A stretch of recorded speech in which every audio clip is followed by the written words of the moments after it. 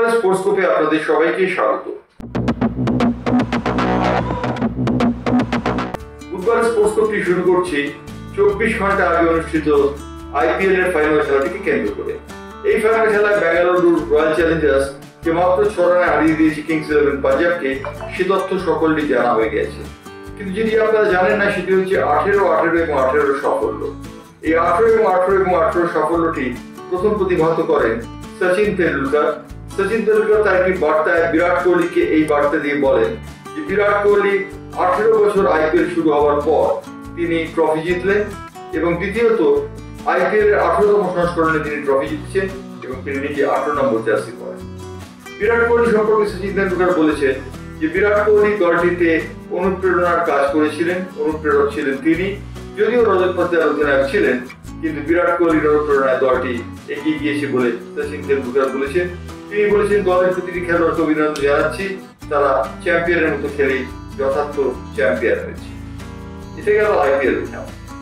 IPL এর খবর ছাড়াও আজকে যে খবরটির দিকে নজর দেব সেই খবরটি হচ্ছে শুভমন গিল এবং সাই সুদর্শন, ভারতীয় দলের নির্ভরযোগ্য দুই খেলোয়াড়, তারা কিন্তু ইন্ডিয়া এ দলের যে খেলা রয়েছে সেই খেলার প্রথম টেস্টে তারা খেলতে পারছেন না। তারা খেলতে পারছেন না এই কারণে তারা দ্বিতীয় টেস্টের আগে পৌঁছেছেন ইংল্যান্ডে।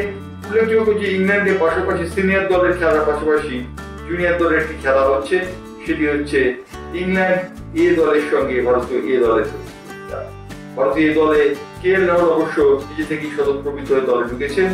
এছাড়া সাই সুদর্শন এবং শুভমন গিল দুজনেই দলে রয়েছেন, কিন্তু তারা খেলতে পারছেন না প্রথম ম্যাচটি, কারণ প্রথম ম্যাচটি খেলার আগেই তারা শেষ পর্যন্ত পৌঁছতে পারছেন না ইংল্যান্ডে। অর্থাৎ ইংল্যান্ডে যে পূর্ণাঙ্গ শহর হচ্ছে সেই পূর্ণাঙ্গ শহরে শুভমন গিল অধিনায়ক হচ্ছেন। 20 জুন থেকে সেই ম্যাচটি শুরু হবে লিডস মাঠে এবং সেই মাঠে শুভমন গিলের অভিষেক হবে ভারতীয় দলের অধিনায়ক হিসেবে। এটা গেল ক্রিকেটের খবর। এবার আসি ফুটবলের খবরে। ফুটবলের খবরে দীপক টাংরি, মোহনবাগানের প্রাক্তন অধিনায়ক, তিনি যে কথাগুলো বলেছেন সেই কথাগুলো শুনতে মোহনবাগান অনুরাগীরা নিশ্চয়ই খুশি হবেন। দীপক টাংরি বলেছেন যে মোহনবাগানের জার্সি আমাদের কাছে মায়ের মতো।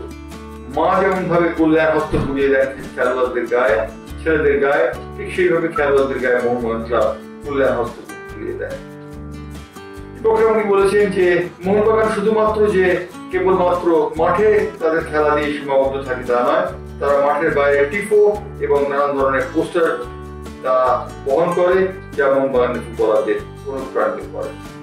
দীপক টাংরি এই কথা বললেও ভারতীয় সিনিয়র ফুটবল দলের পরিস্থিতি কিন্তু খুব ভালো নয়। ভারতীয় সিনিয়র ফুটবল দল আজ খেলতে নামছে একটি প্রদর্শনী ম্যাচ থাইল্যান্ডের বিরুদ্ধে এবং আগামী সপ্তাহে তারা খেলবে এশিয়ান কাপে, এশিয়ান চ্যাম্পিয়নশিপ কাপে, যে কাপে তাদের প্রতিদ্বন্দ্বী হংকং। কিন্তু তার আগেই ভারতের সিনিয়র খেলোয়াড়রা অল ইন্ডিয়া ফুটবল ফেডারেশনের কাছে তাদের বকেয়া পাওনা নিয়ে একটি চিঠি লিখেছেন বা একটি ইমেল করেছেন। সেই ইমেলে তারা জানিয়েছেন যে বকেয়া অর্থ না মেটানো হলে তাদের পক্ষে মাঠে নামা সম্ভব নয়। ব্লু টাইগার দলের অনেকগুলি টাকা বাকি রয়েছে, অল ইন্ডিয়া ফুটবল ফেডারেশন অবশ্যই দিকে নজর রাখবে বলে মনে করা হচ্ছে। এই ছিল আজকে স্পোর্টস স্কোপ নিয়ে আবার আসবো আগামীকাল অর্থাৎ